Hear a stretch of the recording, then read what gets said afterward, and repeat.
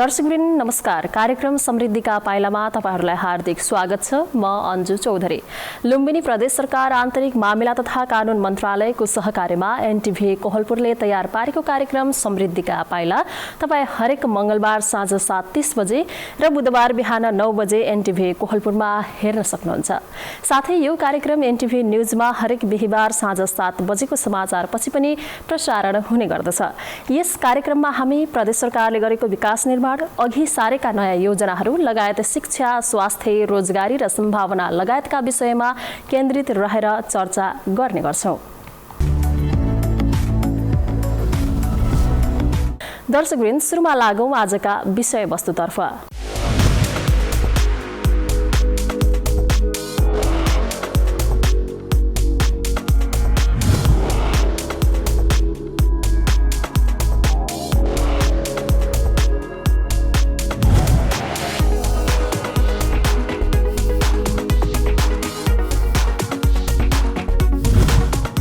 लुम्बिनी प्रदेशका मुख्यमन्त्री शंकर पोखरेलले मिनी नेपालको रूपमा रहेको लुम्बिनी प्रदेशको विकास नै सिङ्गो मुलुकको विकास भएको बताउनु भएको छ। गणतन्त्र दिवसका अवसरमा प्रदेशवासीलाई सम्बोधन गर्दै उहाँले कोरोना रोकथाम, नियन्त्रण तथा उपचारका सन्दर्भमा प्रदेशले गरेको कार्य नमुनाको रूपमा रहेको बताउनुभयो। प्रदेशको नेतृत्व सम्हालेपछि पूर्वाधार विकासलाई महत्त्वका साथ अगाडि बढाइएको भन्दै उहाँले रणनीतिक सडक निर्माणमा प्रदेशले अगुवाई गरेको बताउनुभयो। उहाँले स्वास्थ्य, शिक्षा, कृषि, पर्यटन लगायतका क्षेत्रमा प्रदेश सरकारले उल्लेख्य प्रगति हासिल गरेको बताउनुभयो। मुख्यमन्त्री पोखरेलले सम्बोधनमा आधारित यो विशेष रिपोर्ट अबको प्रस्तुतिमा। लुम्बिनी प्रदेशमा योजनाबद्ध विकास प्रारम्भ भएको छ। रणनीतिक सडक निर्माण गर्नेदेखि पुँजीगत खर्च गर्ने मामिलामा अनि आञ्चलिक मनोविज्ञानलाई जोड्ने सन्दर्भदेखि स्वास्थ्य तथा शैक्षिक क्षेत्रमा क्षमता विस्तार गर्ने सवालमा पनि लुम्बिनी प्रदेश सरकार अगाडि देखिएको छ। गणतन्त्र दिवसका अवसरमा प्रदेशवासीका नाममा सम्बोधन गर्नुहुँदै लुम्बिनी प्रदेशका मुख्यमन्त्री शंकर पोखरेलले प्रदेश सरकारले अहिलेसम्म हासिल गरेका सफलता र भावी योजनाहरूबारे जानकारी दिनुभएको हो। आवधिक योजना तर्जुमा गरेर त्यसकै माध्यमबाट लुम्बिनी प्रदेशको विकासमा प्रदेश सरकार अघि बढेको उहाँको भनाइ छ। लुम्बिनी प्रदेशको विकास भनेको समग्र मुलुकको विकास हो भन्ने अर्थमा लिँदै त्यसै आधारमा अगाडि बढ्ने प्रयास गर्दै आएका छौँ र हामीले जति बेला लुम्बिनी प्रदेशको जिम्मेवारी सम्हालेका थियौँ त्यति बेला हामीले सङ्कल्प गरेका थियौँ संहिता कार्यान्वयनको एउटा मेरुदण्डका रूपमा लुम्बिनी प्रदेशलाई स्थापित गर्नेछौँ र स्वाभाविक रूपमा हामी त्यो दिशातर्फ अग्रसर रहेका छौँ र हामीले लुम्बिनी प्रदेशको सामग्रिक विकासका सन्दर्भमा आवधिक योजना तर्जुमा गरिकन त्यसका माध्यमबाट योजनाबद्ध विकासको प्रक्रिया आरम्भ गरेका छौँ र अर्कोतर्फ चाहिँ प्रदेशका लागि आवश्यक कानुनहरू जति बेला हामीले प्रदेश सरकार स्थापना गरेका थियौँ शून्य संरचनाबाट, शून्य कानुनी प्रबन्धबाट हामीले काम गर्नु परेको थियो। यति बेला हामी कानुनका दृष्टिकोणले पनि अग्रणी स्थानमा रहेका छौँ। प्रशासनिक संरचनाका हिसाबले हामी स्वाभाविक रूपमा चाहिँ प्रदेशको अधिकार र कर्तव्यलाई कार्यान्वयन गर्ने हिसाबले प्रशासनिक संरचनाहरू निर्माण गरिकन व्यवस्थित गर्न सफल भएका छौँ र अर्कोतर्फ विकास र निर्माणका दृष्टिकोणले स्वाभाविक रूपमा हामीले जे जति अधिकार र कर्तव्यहरू प्राप्त गरेका छौँ त्यसलाई कार्यान्वयन गर्ने दृष्टिकोणले पनि हामी अगाडि बढेका छौँ र पुँजीगत खर्च गर्ने मामिलामा लुम्बिनी प्रदेश सर्वाधिक रूपमा चाहिँ अग्रणी प्रदेशका रूपमा स्थापित रहेको कुरा म यस अवसरमा उल्लेख गर्न चाहन्छु। अर्कोतर्फ हामीले हाम्रो प्रदेशका सन्दर्भको कुराकानी गर्दाखेरि चाहिँ स्वाभाविक रूपमा दीर्घकालीन हिसाबले प्रदेशलाई कस्तो बनाउने भन्ने कुराका सन्दर्भमा हामीले दीर्घकालीन योजना तर्जुमा गर्ने तयारीका साथ अगाडि बढेको कुरा पनि म यस अवसरमा सम्पूर्ण प्रदेशवासी दाजुभाइ दिदीबहिनीहरूलाई जानकारी गराउन चाहन्छु। मुख्यमन्त्री पोखरेलका अनुसार प्रदेशभित्रका 3वटा आञ्चलिक मनोविज्ञानलाई जोड्ने सन्दर्भमा रणनीतिक सडक आयोजनालाई महत्त्वका साथ अघि बढाइएको छ। यसैगरी प्रदेशलाई पालिकाहरूसँग जोड्ने रणनीतिक सडक निर्माणमा पनि लुम्बिनीले अगुवाई गरेको मुख्यमन्त्री पोखरेलको भनाइ छ। हामीले पूर्वाधार विकासका सन्दर्भका बारेमा हाम्रो प्रदेशमा योजनाबद्ध विकासलाई अगाडि बढायौँ र रणनीतिक सडकहरू प्रदेशको पालिकाहरूलाई जोड्ने रणनीतिक सडक निर्माण गर्ने कुरामा लुम्बिनी प्रदेशले अगुवाई गरेको कुरा पनि म तपाईँहरूका बिचमा राख्न चाहन्छु। त्यसै गरी हामीले स्वाभाविक रूपमा चाहिँ हाम्रो प्रदेशभित्र जुन प्रकारका 3वटा आञ्चलिक मनोविज्ञान थिए ती आञ्चलिक मनोविज्ञानलाई जोड्ने सन्दर्भमा लुम्बिनी, राप्ती र भेरी अञ्चलका जिल्लाहरू जोडेर हाम्रो प्रदेश बनेको छ। ती प्रदेशहरूलाई एकअर्कासँग अन्तर्समित गरेर जोड्ने सन्दर्भका बारेमा पनि हामीले रणनीतिक सडकका आयोजनाहरूलाई योजनाबद्ध ढङ्गले अत्यन्त उच्च महत्त्वका साथ अगाडि बढाएका छौँ र ती सडक निर्माणको प्रक्रियामा उल्लेख्य प्रगति भएको कुरा पनि म तपाईँहरूका बिचमा राख्न चाहन्छु। अर्कोतर्फ हामीले पहाडी जिल्लाहरूलाई एक आपसमा जोड्ने र पहाडको पर्यटकीय विकासको सम्भावनालाई दृष्टिगत गरिकन कृष्णसेन इच्छुक आश्रित मार्ग निर्माण गर्ने योजना अगाडि बढायौँ र त्यो योजना अन्तर्गत ट्र्याक खोल्ने काम हामीले सम्पन्न गरेका छौँ। व्यवस्थित हिसाबले हाम्रो पहाडी जिल्लाहरूलाई जोड्ने हिसाबले एउटा राजमार्ग हामीले प्राप्त गर्नेछौँ, जसका आधारमा हामीले उच्च पहाडी श्रृङ्खलाहरूमा चाहिँ पर्यटकीय गन्तव्यहरू विकास गर्ने एउटा आधार तयार हुनेछ भन्ने कुरा म तपाईँहरूका बिचमा राख्न चाहन्छु। कृषिको आधुनिकीकरण, व्यवसायीकरण र बजारीकरण लुम्बिनी प्रदेश सरकारका प्राथमिकताका क्षेत्रहरू हुन्। स्मार्ट कृषि गाउँ, मिसन क्षेत्र, पकेट क्षेत्र जस्ता कार्यक्रमहरू यसकै उदाहरणहरू हुन्। कृषिको विकास नै हाम्रो प्रदेशको जीवन स्तर सुधार गर्ने एउटा महत्त्वपूर्ण आधार हो भन्ने कुरालाई आत्मसात गरिकन कृषि क्षेत्रको विकासका सन्दर्भमा कृषिको आधुनिकीकरण, व्यावसायीकरण र बजारीकरणलाई उच्च महत्त्व दिँदै आएका छौँ। स्मार्ट कृषि गाउँका माध्यमबाट हामीले कृषि क्षेत्रको विकासमा आधुनिकीकरणको प्रयास अगाडि बढाएका छौँ। अर्कोतर्फ चाहिँ कृषि क्षेत्रको विकासका सन्दर्भमा मिसन क्षेत्रलाई अगाडि बढाएर चाहिँ विभिन्न पकेट क्षेत्रको निर्माण गर्ने खालका कामहरू अगाडि बढाएका छौँ, जसले कृषि क्षेत्रको विकासका सन्दर्भमा उल्लेख्य सुधारका सङ्केतहरू देखा परेका छन्। यो सन्दर्भका बारेमा अझै हामीले धेरै कामहरू गर्नुपर्नेछ। कृषि क्षेत्रलाई पूर्ण रूपमा व्यावसायिक क्षेत्रका रूपमा विकास गर्नका लागि सम्पूर्ण दाजुभाइ दिदीबहिनीहरूको सहयोगको म अपेक्षा गर्न चाहन्छु। खास गरी विदेशमा गएका युवाहरूलाई आफ्नो देशमा रहेका जमिनहरू, बाँझा जमिनहरूलाई हराभरा गराउनका लागि विदेशमा तपाईँले सिकेको प्रविधिलाई नेपालमै फर्केर प्रयोग गर्नका लागि अनुरोध गर्न चाहन्छु। प्रदेश सरकार कृषिको आधुनिकीकरण, व्यावसायीकरण र बजारीकरणका सन्दर्भमा सहकारी गर्नका लागि तयार रहेको कुरा म यस अवसरमा उल्लेख गर्न चाहन्छु। प्रादेशिक अस्पतालहरूको क्षमता अभिवृद्धिका लागि लुम्बिनी प्रदेश सरकारले गुरु योजना तयार पारेको छ। यसका साथै आधारभूत स्वास्थ्य सेवा जिल्ला स्तरमै प्रदान गर्न सक्ने गरी जिल्ला अस्पतालहरूको क्षमता पनि वृद्धि गरिँदैछ।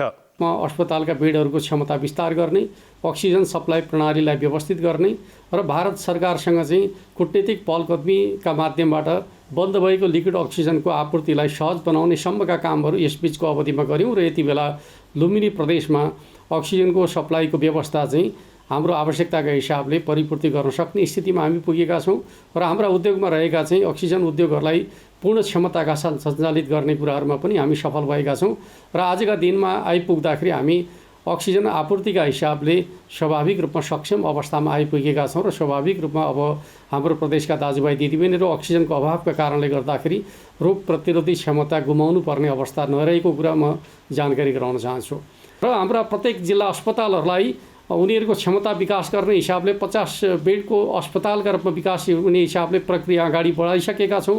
जनशक्ति को टुङ्गो लगाइसकेका छौँ।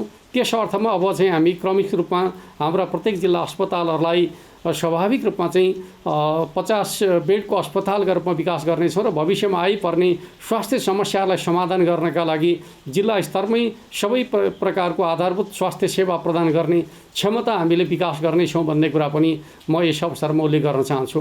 अर्कोतर्फ हामीले हाम्रो प्रदेशमा रहेका प्रादेशिक स्तरका अस्पतालहरूको क्षमता विस्तार गरिकन अगाडि बढ्ने योजना अन्तर्गत गुरु योजना तयार गरेको कुरा म तपाईँहरूका बिचमा राख्न चाहन्छु।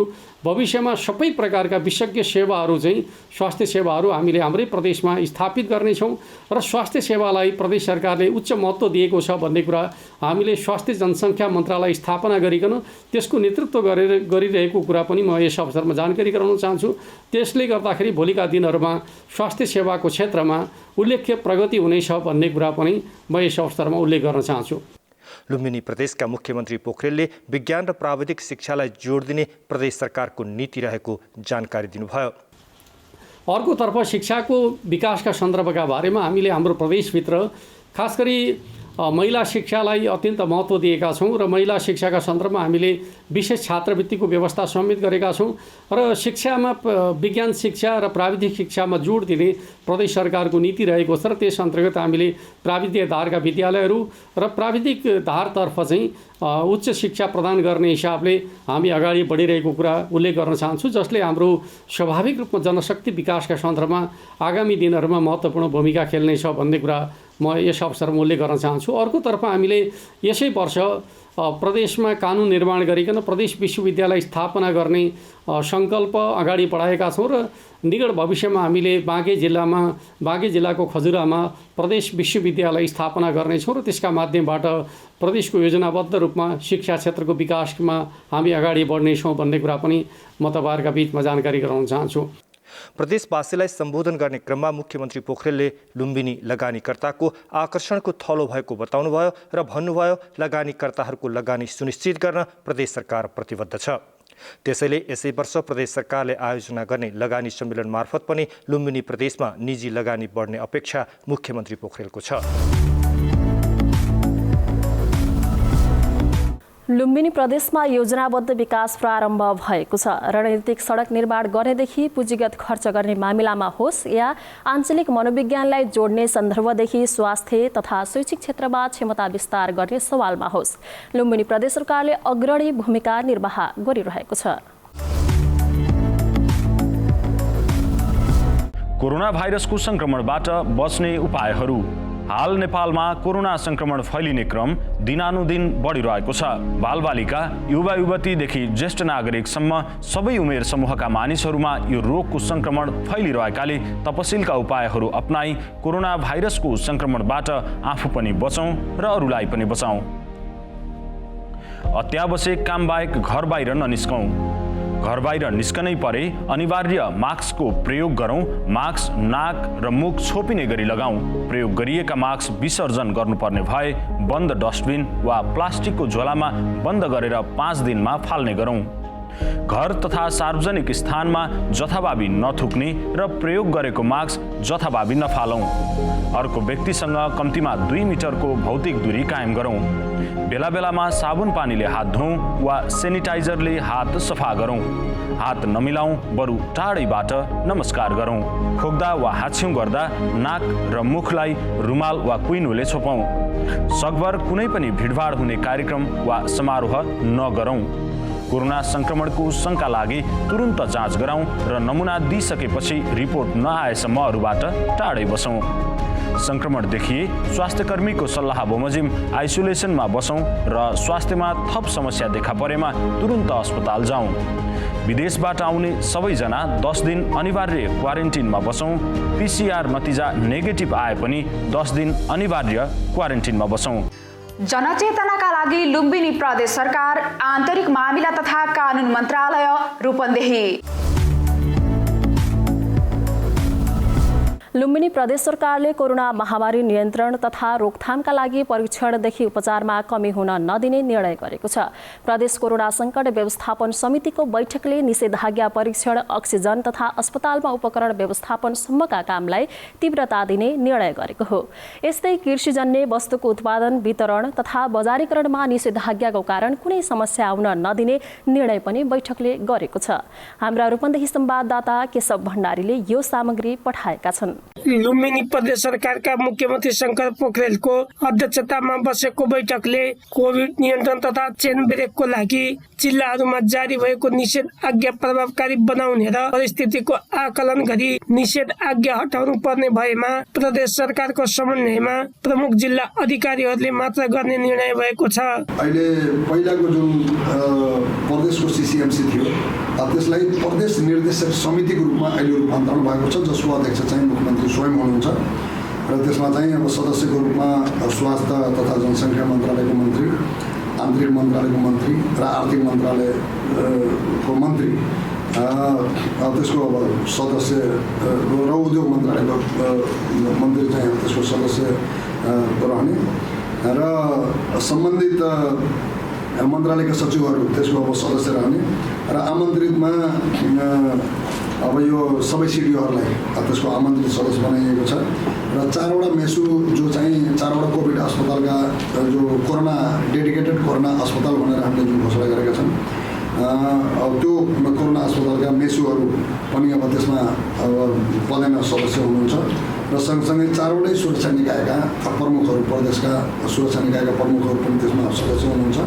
र त्यो समेतको बैठक चाहिँ अस्ति बस्यो। PCR ल्याब नभएका जिल्लाहरूमा एन्टिजेन किटको उपलब्धताको दायरा पढाइ परीक्षण बढाउने र स्वाब सङ्कलन गर्न चाहिने VTM लगायतका सामग्री अपर्याप्त भएमा जिल्ला स्थित स्वास्थ्य कार्यालयले प्रदेश सरकार लगायतबाट खरिद गर्ने व्यवस्था मिलाउने निर्णय बैठकले गरेको छ। त्यस्तै स्रोत सुनिश्चितता प्राप्त भएका अस्पतालहरूले SDU, ICU र भेन्टिलेटर विस्तारका लागि तत्काल खरिद प्रक्रिया अघि बढाउन निर्देशन पनि दिएको छ। स्थित निर्देशक समितिले डिसिजन गरेका विभिन्न निर्णयहरू जो चाहिँ माननीय मुख्यमन्त्रीज्यूको अध्यक्षतामा बसेको बैठक थियो त्यसमा स्वास्थ्य तथा जनसङ्ख्या मन्त्रालय लुम्बिनी प्रदेशको तर्फबाट गर्नुपर्ने कुराहरूमा हामीलाई प्राप्त बजेट जुन हाम्रा विभिन्न जिल्लाहरूलाई oxygen plant, ICU, SDU, ventilator लगायतको व्यवस्थापनको लागि बजेट प्राप्त भएको छ। त्यो यथाशीघ्र खरिद गर्ने छोटो प्रक्रिया अपनाएर भन्ने छ। अस्पतालहरूमा अक्सिजन प्लान्ट स्थापना गर्ने कार्यमा प्राविधिक तथा खरिद प्रक्रियामा कुनै समस्या भए प्रदेश स्वास्थ्य तथा जनसङ्ख्या मन्त्रालयले अनुगमन तथा सहजीकरण गर्नेछ। स्वास्थ्य सामग्रीको खरिदका लागि संघीय स्वास्थ्य तथा जनसङ्ख्या मन्त्रालय र प्रदेश स्वास्थ्य तथा जनसङ्ख्या मन्त्रालयसँग समन्वय गरी सम्बन्धित अस्पतालहरूले तत्काल खरिद प्रक्रिया अघि बढाउन स्वीकृति दिएको छ। त्यस्तै राप्ती स्वास्थ्य विज्ञान प्रतिष्ठान दाङले नजिकका पहाडी जिल्लाहरूका लागि निशुल्क PCR परीक्षण गर्ने व्यवस्था मिलाउनेछ। निषेध आज्ञाका कारण बेसहारा नागरिकको सहाराको नाममा जथाभावी चन्दा सङ्कलन गर्ने प्रवृत्तिको अन्त्य गर्ने निर्णय गर्दै दैनिक जीविकोपार्जनका लागि समस्या भएका नागरिकहरूको व्यवस्थापन तथा राहत सहयोगका लागि राहत तथा चन्दा सङ्कलन एवं वितरण कार्य एकद्वार प्रणाली मार्फत गर्न प्रमुख जिल्ला अधिकारीलाई जिम्मा दिएको छ। त्यस्तै नदीजन्य वस्तुको उत्पादन वितरण तथा बजारीकरणमा निषेध आज्ञाका कारण कुनै समस्या आउन नदिने निर्णय बैठकले गरेको छ। बिउ तथा मलको आपूर्तिमा सहजीकरण गर्ने, भन्सार नाका बन्द भएका जिल्लाहरूको लागि नाका खुला भएका जिल्लाहरूसँग समन्वय गरी बिउ मलको अभाव हुन नदिने प्रबन्ध प्रमुख जिल्ला अधिकारीले मिलाउने निर्णय पनि बैठकले गरेको छ। त्यसै गरी अत्यावश्यक सेवा, कालो बजारी नियन्त्रण तथा अनुगमन जस्ता कार्य गर्नुपर्ने कार्यालयहरूबाट नियमित सेवा प्रवाह हुने प्रबन्ध मिलाउन प्रमुख जिल्ला अधिकारीले निर्देशन गर्ने जिम्मा पनि बैठकले दिएको छ। यो विभिन्न वस्तुहरूको उपयोग चाहिँ कमी हुन नदिनको निम्ति पनि निर्देशनहरू प्राप्त भएका छन्। त्यसै गरी निषेधाज्ञा पनि हेरेर चाहिँ अहिलेको स्थितिमा अझ थप पढाइ गर्ने र भविष्यमा चाहिँ यदि यो कम हुँदै गएमा त्यसलाई सोच्ने भन्ने कुराहरू पनि त्यहाँ आएको छ।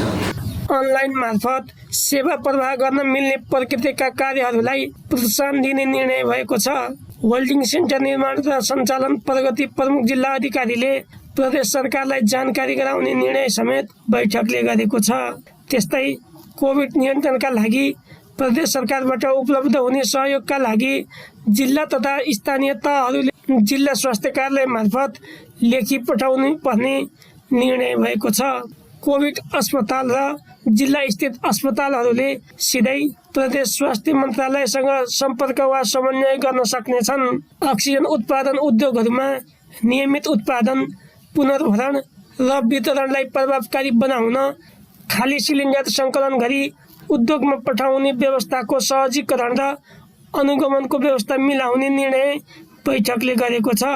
बाँके र रूपन्देही जिल्लाका प्रमुख जिल्ला अधिकारीहरूले आवश्यकता र प्राथमिकताको आधारमा अन्य जिल्ला र सोही जिल्लाका कोभिड उपचार हुने अस्पतालहरूलाई सहज रूपमा उपलब्ध हुने र पुनर्भरण भएका 1/3 सिलिन्डर जगेडा रहने गरी आवश्यक प्रबन्ध गर्न पनि बैठकले निर्देशन दिएको छ। भौतिक पूर्वाधार निर्माणको लागि खानीजन्य निर्माण सामग्रीको सङ्कलन गरी घाटगड्डी गर्ने, आइसोलेसनमा रहेका बिरामीहरूको लागि मापदण्डको परिपालना अनिवार्य रूपमा गर्ने व्यवस्था मिलाउने निर्णय भएको छ। लुम्बिनी प्रादेशिक अस्पताल बुटोलमा लिक्विड अक्सिजनको व्यवस्था गर्न स्वास्थ्य तथा जनसङ्ख्या मन्त्रालयले सहजीकरण गर्ने निर्णय पनि भएको छ। राप्ती प्रादेशिक अस्पतालमा PCR ल्याब स्थापना गर्ने निर्णय पनि भएको छ। त्यसै गरी ठुला अस्पतालहरूमा खास गरी लुम्बिनी प्रादेशिक अस्पतालमा लिक्विड अक्सिजन ट्याङ्कको व्यवस्था गर्न पनि निर्णय भएको छ। त्यसै गरी राप्ती प्रादेशिक अस्पतालमा PCR टेस्ट चाहिँ सुरु गर्ने भन्ने चाहिँ निर्णय भएको छ। व्यक्तिगत र पारिवारिक प्रयोजनका लागि होल्ड भएका अक्सिजन सिलिन्डरहरू स्थानीय तहको सहयोगमा नेपाल प्रहरी र जिल्ला प्रशासन कार्यालयले समन्वय गरी सङ्कलन गर्ने निर्णय बैठकले गरेको छ। स्वाब सङ्कलन र PCR परीक्षणको नतिजा प्राप्त गर्न हुने गरेको ढिलाइलाई न्यूनीकरण गर्न प्रादेशिक जनस्वास्थ्य प्रयोगशालाको क्षमता बढाउने र अन्य ल्याबहरूसँग आवश्यक समन्वय र सहजीकरणको व्यवस्था स्वास्थ्य तथा जनसङ्ख्या मन्त्रालयले मिलाउने निर्णय बैठकले गरेको छ। स्थानीय तहमा सञ्चालित आइसोलेसन सेन्टरलाई व्यवस्थित र प्रभावकारी रूपमा सञ्चालन गर्न आवश्यक स्वास्थ्य सामग्री तथा स्वास्थ्य कर्मीको व्यवस्थापनमा स्वास्थ्य तथा जनसङ्ख्या मन्त्रालयले आवश्यक समन्वय र सहजीकरण गर्ने त्यस्ता सेन्टरहरूमा उपचाररत गम्भीर अवस्थाका बिरामीहरूलाई तत्काल कोभिड अस्पतालमा रिफर गर्ने निर्णय पनि बैठकले गरेको छ। अस्पतालहरूमा अक्सिजन प्लान्ट स्थापना गर्ने कार्यमा प्राविधिक तथा खरिद प्रक्रियामा कुनै समस्या भए प्रदेश स्वास्थ्य तथा जनसङ्ख्या मन्त्रालयले अनुगमन तथा सहजीकरण गर्नेछ। स्वास्थ्य सामग्रीको खरिदका लागि संघीय स्वास्थ्य तथा जनसङ्ख्या मन्त्रालय र प्रदेश स्वास्थ्य तथा जनसङ्ख्या मन्त्रालयसँग समन्वय गरी सम्बन्धित अस्पतालहरूले तत्काल खरिद प्रक्रिया अगाडि बढाउन स्वीकृति दिएको छ। कोरोना भाइरसको संक्रमणबाट बच्ने उपायहरू। हाल नेपालमा कोरोना संक्रमण फैलिने क्रम दिनानुदिन बढिरहेको छ। बालबालिका, युवा युवतीदेखि ज्येष्ठ नागरिकसम्म सबै उमेर समूहका मानिसहरूमा यो रोगको संक्रमण फैलिरहेकाले तपसिलका उपायहरू अपनाई कोरोना भाइरसको संक्रमणबाट आफू पनि बचौं र अरूलाई पनि बचाउँ। अत्यावश्यक काम बाहेक घर बाहिर ननिस्कौँ। घर बाहिर निस्कनै परे अनिवार्य मास्कको प्रयोग गरौँ। मास्क, नाक र मुख छोपिने गरी लगाउँ। प्रयोग गरिएका मास्क विसर्जन गर्नुपर्ने भए बन्द डस्टबिन वा प्लास्टिकको झोलामा बन्द गरेर 5 दिनमा फाल्ने गरौँ। घर तथा सार्वजनिक स्थानमा जथाभावी नथुक्ने र प्रयोग गरेको मास्क जथाभावी नफालौँ। अर्को व्यक्तिसँग कम्तीमा 2 मिटरको भौतिक दूरी कायम गरौँ। बेला बेलामा साबुन पानीले हात धोऊँ वा सेनिटाइजरले हात सफा गरौँ। हात नमिलाउँ, बरु टाढैबाट नमस्कार गरौँ। खोक्दा वा हाच्छिउँ गर्दा नाक र मुखलाई रुमाल वा कुइनोले छोपौँ। सकभर कुनै पनि भिडभाड हुने कार्यक्रम वा समारोह नगरौँ। कोरोना संक्रमणको शंका लागे तुरुन्त जाँच गराउँ र नमुना दिइसकेपछि रिपोर्ट नआएसम्म अरूबाट टाढै बसौँ। संक्रमण देखिए स्वास्थ्यकर्मीको सल्लाह बमोजिम आइसोलेसनमा बसौँ र स्वास्थ्यमा थप समस्या देखा परेमा तुरुन्त अस्पताल जाउँ। विदेशबाट आउने सबैजना 10 दिन अनिवार्य क्वारेन्टिनमा बसौँ। PCR नतिजा नेगेटिभ आए पनि 10 दिन अनिवार्य क्वारेन्टिनमा बसौँ। जनचेतनाका लागि लुम्बिनी प्रदेश सरकार, आन्तरिक मामिला तथा कानुन मन्त्रालय, रूपन्देही। स्थानीय स्तरमा उत्पादित रैथाने वस्तुको बिक्री गर्न दाङमा पहिलो पटक सहकारी बजार सञ्चालनमा आएको छ। लुम्बिनी प्रदेश सरकारको एक जिल्ला एक सहकारी बजार स्थापना गर्ने नीति अनुरूप सहकारी बजार सञ्चालन गरिएको हो। स्थानीय किसानले उत्पादन गरेका कृषिजन्य वस्तु बिक्री गरी उनीहरूको आम्दानी बढाउन सहकारी बजारले भूमिका खेल्दै आएको छ। सहकारी बजार मार्फत किसानले उत्पादन गरेका वस्तुहरू बजारसम्म ल्याउने र किसानले आवश्यक पर्ने दैनिक उपभोग्य वस्तुहरू समेत साटासाट गरिन्छ। हाम्रा दाङ संवाददाता जनक नेपालीले सहकारी बजार सम्बन्धी यो रिपोर्ट तयार पारेका छन्। स्थानीय स्तरमा उत्पादन हुने कृषिजन्य वस्तु बिक्री गर्न सहकारी बजार सञ्चालनमा आएको छ। लुम्बिनी प्रदेश सरकारको एक जिल्ला एक सहकारी बजार स्थापना गर्ने नीति अनुसार दाङमा पहिलो पटक सहकारी बजार सञ्चालनमा आएको हो। किसानको बारीमा उत्पादित कृषिजन्य वस्तुको बजारीकरण गर्न र किसानहरूको आम्दानी बढाउन सहकारी बजार खुलेको हो। करिब 2 करोड 50 लाखको लागतमा सुरु भएको सहकारी बजारमा 700 सदस्य छन्। उनीहरूले 1000 देखि 1 लाखसम्म सेयर पुँजी लगानी गरेका छन्।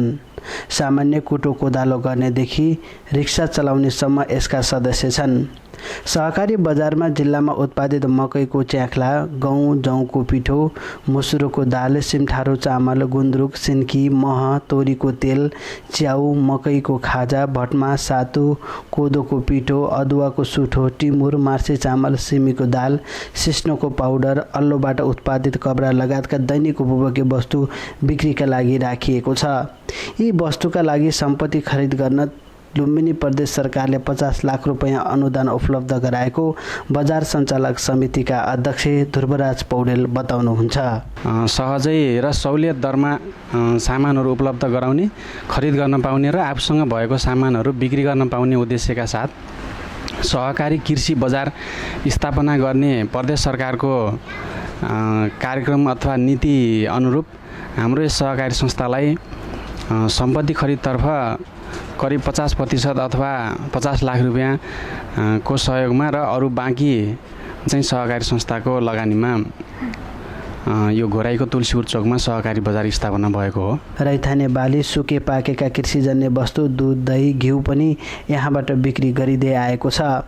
यो बजार मार्फत किसानले उत्पादन गरेका वस्तुहरू बजारसम्म ल्याउने र किसानलाई आवश्यक पर्ने दैनिक उपभोग्य वस्तुहरू समेत साटासाट गरिन्छ। प्रदेश सरकारको नीति अनुसार नै कृषि क्षेत्रमा लगानी गरी किसानको आम्दानी बढाउने मुख्य उद्देश्य रहेकोले प्रदेशको नीति अनुसार नै सहकारीको सदस्य किसानलाई बनाउने मुख्य उद्देश्य राखेको सहकारीका सदस्य माधव खनालको भनाइ छ।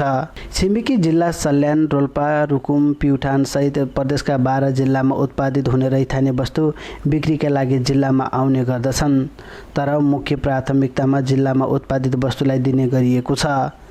गाउँको उत्पादित वस्तु सहर बस्ने सदस्यले खरिद गर्ने र सहरको सदस्यले वस्तु खरिद गरे बापत रकम सिधै आफ्नो सदस्यलाई दिने भएपछि दुवैका बीचमा सहयोग आदान प्रदान हुने गरेको छ। संरक्षित पुँजी फिर्ता कोष अन्तर्गत 1 वर्षसम्म सहकारी बजारमा कारोबार गर्ने सदस्यलाई अङ्कको आधारमा कुल कारोबारको 2% रकम फिर्ता गर्ने व्यवस्था मिलाएको शेयर सदस्य एवं उपभोक्ता बालचन्द्र शर्मा बताउनुहुन्छ।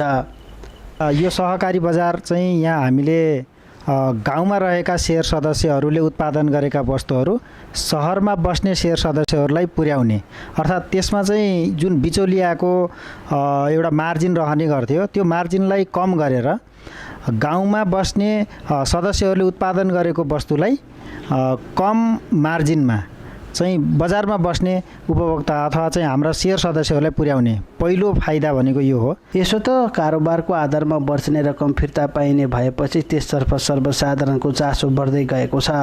त्यसकारण यस सहकारी बजारमा लगानी गर्ने शेयर सदस्यको सङ्ख्या समेत दिनानुदिन थपिँदै गएको छ।